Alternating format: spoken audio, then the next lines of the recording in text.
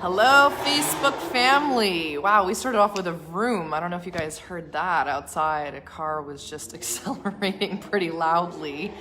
And yeah, it's Friday. Happy Friday to those of you who are in this neck of the woods, in this part of the world. And happy weekend to those of you who already are in it. I don't know if there's something going on in the collective right now, but basically this week I got a big download around talking about this particular topic that I posted in the section above this video around what to do when the people that you love and care about have zero interest in this personal path of development or a path of spirituality or path of improving themselves or making the changes that you think or you have an idea would really help to significantly improve or their lives or help them to get out of some form of suffering or just to better themselves. Hi Todd, hi Kirsty, hi Steven, welcome to the live. Would love to hear from you guys, say hello, and I'd love to know in the comments below whether you're catching this live or you're on a replay. Post if you've ever been in this position or maybe if you're going through this. So I personally have been through this particular experience many times. There were some pretty difficult years with my own family where I was just really passionate and really involved in convincing anybody that had 2 ears on their head that doing this type of inner work or alternative health or energy medicine would significantly help them. And I was literally trying to push it down people's throats. It was so selfish of me at times to do this, but I didn't know that at the time because I was seeing how helpful, all this transformational work was for me. I could see how, the improvements I was having. I was experiencing so many cool results and a different way of perceiving myself and the world around me. And all I really desired was to share those experiences with others, especially the people I cared about. But instead, the outcomes that kept happening was that I would scare people off because there was just a level of intensity to how I was trying to share about this path and tell them to get on board with it.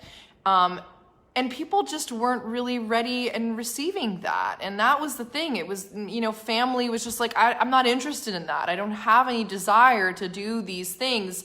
But I kept pushing and trying to convince and persuade and even argue my way to have them realize and recognize, this is the way, this is the path. So if you ever experienced that or have done that, say yes in the comments below because you're going to know what I'm talking about. You're going to understand how frustrating it is not just to be the person doing that and being met with those kinds of reactions from the people we love, but also if maybe you've been on the receiving end of that with a spouse or a partner or a friend or a family member who's been doing that to you, because it's frustrating both ways. So I have a feeling that this might be up for some people right now, which is why this very strong higher guidance download came through today to talk about this very subject. Before I dive in or continue to dive in, I just want to say hi to James and Jennifer for being here. Kamal, hi, thanks for being here. So here's the thing, and I don't have to speak too long about this and make this into big master class by any means, but what I learned from doing that over the years is that it really actually doesn't help the people that you care about to get on this path. Oftentimes it actually creates more resistance. People don't want to be told that they need to change in some way, even if the intention behind you sharing how significant and how helpful these paths are of personal and spiritual development are. People don't want to be told that there is something that they need to change about themselves, because sometimes people don't even realize or recognize that within themselves, and it actually leaves them feeling triggered and even feeling like there's something might be wrong with them, that you're even sharing that, even if that's not the case. And people have to come into, regardless of how close you are to these individuals, people have to come into this work or into this desire to transform or shift something in their lives or within themselves in their own way. And oftentimes I feel like when we're so passionate about these paths, when we want to spread this message far and wide, we want to tell everybody, singing it from the rooftops of how awesome, connecting to yourself and receiving galactic transmissions and being a channel and having your awakening and doing all this healing work and releasing traumas and, developing yourself is so helpful. People will only be able to receive that when they're ready, when they're truly, truly ready. And it doesn't come from ultimatums, it doesn't come from being pushy, and it doesn't come from persuasion.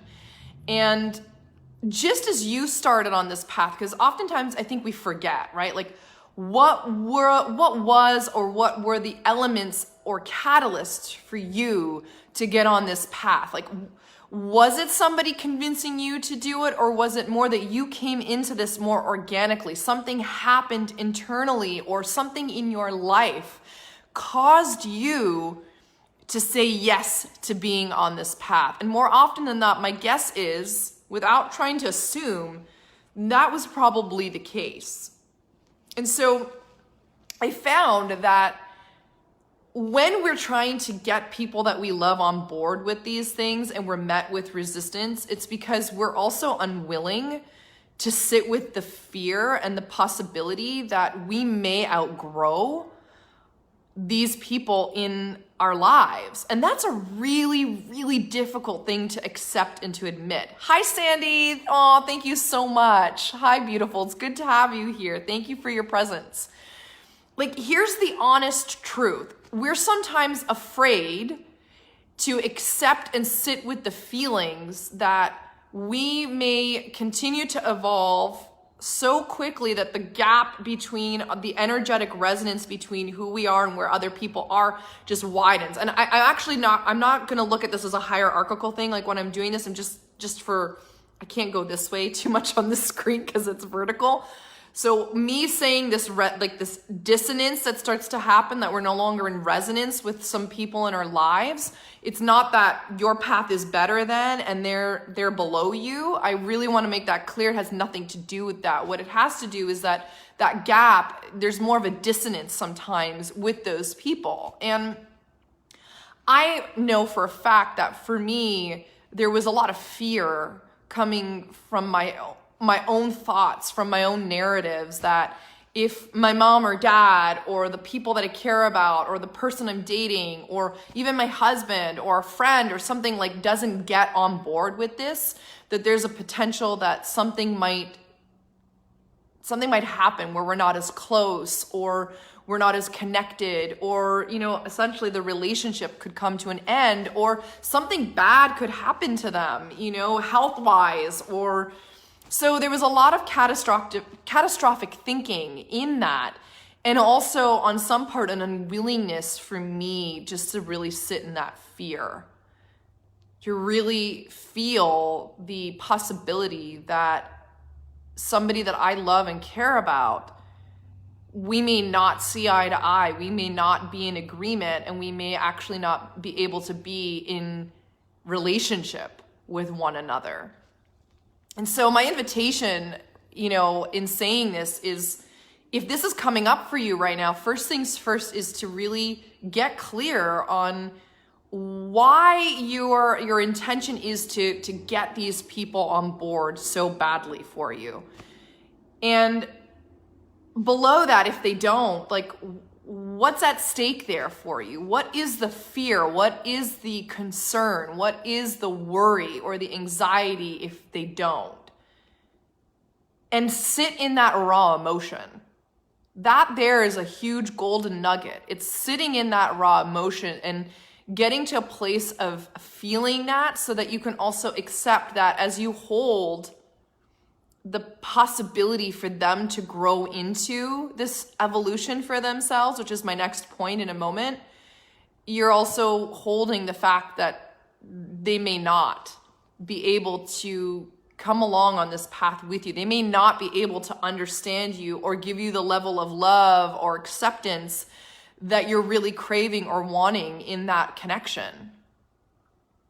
And part of this path, and I've learned this many, many times over the years, is that, you know, as we evolve very quickly and we're devoted and dedicated and committed to our own, you know, consciousness evolution, that there will be people that will come and go in our lives. Now, I know with family and close connections, you know, husbands, wives, you know, spouses, you know, people that are really close to us, relatives, it's a little different than maybe just friendship. It's a lot more difficult to leave or walk away from those relationships. And you don't necessarily always have to, but in you feeling what you're most afraid of that is causing you to potentially project so much onto those people to get on board with this path, it's causing you to not actually feel the emotions, the actual feelings that are going on below the surface.